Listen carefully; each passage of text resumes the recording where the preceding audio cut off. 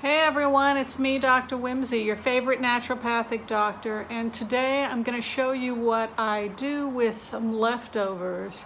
If you saw the last video I did for my lunch, I had made a niçoise salad and I had bought a big can of salmon from Trader Joe's. Well, I had a lot of salmon left over, so I decided to take that salmon, grate up some veggies, and turn it into a fish cake.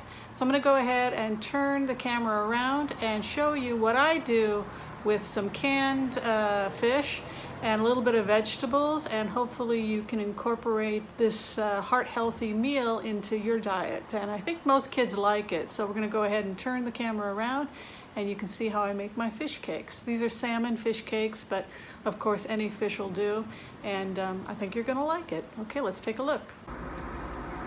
Okay, so this is what I made. I'm just going to show it to you so that you can get some rough ideas. I really didn't use a recipe, but what I did is I took 2/3 of a can of salmon, wild salmon from Trader Joe's, and then I grated 1 carrot, 1/3 of a medium zucchini, 1/3 of a red onion, 2 celery stalks, and I added some egg whites from 3 eggs. And I also put in 1 medium Yukon Gold potato so that I would have a starch. And then I stuck it in the refrigerator for approximately half an hour to an hour just to get it to settle. And now I'm just taking some, oh, and I also added some salt and some pepper. All right, and then to the right, I have some canola oil that's heating up here. Canola oil is fairly good for heart health, and you can cook food on a higher heat with canola oil. You may want to go with an organic canola oil if you're concerned about GMOs. This particular one contains no solvents. It's an expeller pressed, and I got it at Trader Joe's, fairly inexpensive.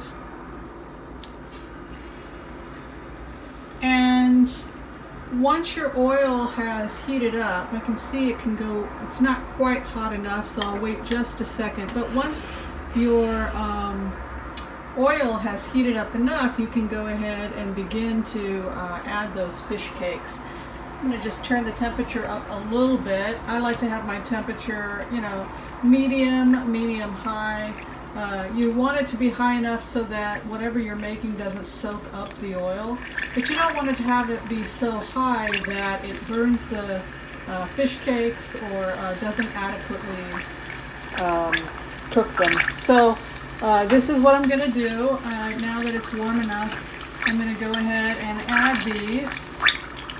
You can see the celery there, it's very nice.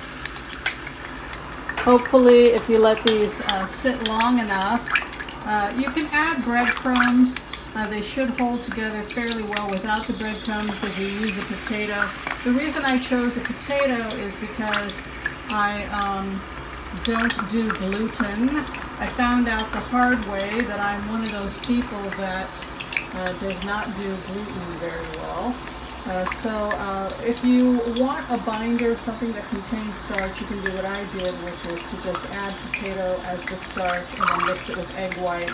And of course, if this is a heart-healthy meal, you're going to want to go ahead and remove the yolk if you are trying to lower your cholesterol, and just go ahead and add a couple of egg whites. Stick them in the freezer or the refrigerator, like I said, for half an hour to an hour, and things should stick together very nice. And that seems to be what's happening here. So I'm going to go ahead and let these cook for a bit, then I'll turn it around and show you what it looks like.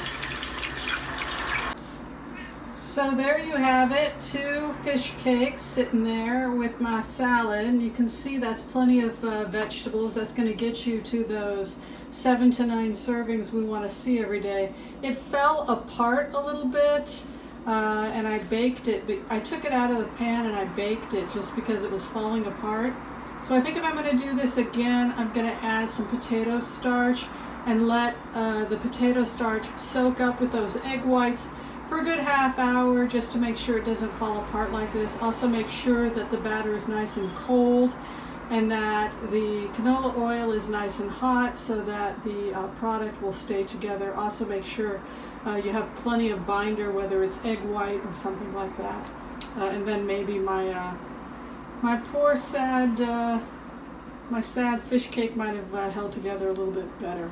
So that wraps it up. Fish cake's a great, inexpensive, fun meal that you can make for you and your family. If you want to add a little ketchup on top or some kind of dressing, I think that would be fine.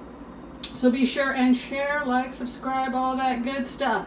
Tell me what you're doing to take care of yourself without breaking the bank. My name is Dr. Whimsy Anderson, and I'm here to show you how to live the good life on a budget. So take care, and we'll see you next time. Bye-bye. And Mila, as you can tell, wants some fish cake too. Okay, we're good. We're out of here.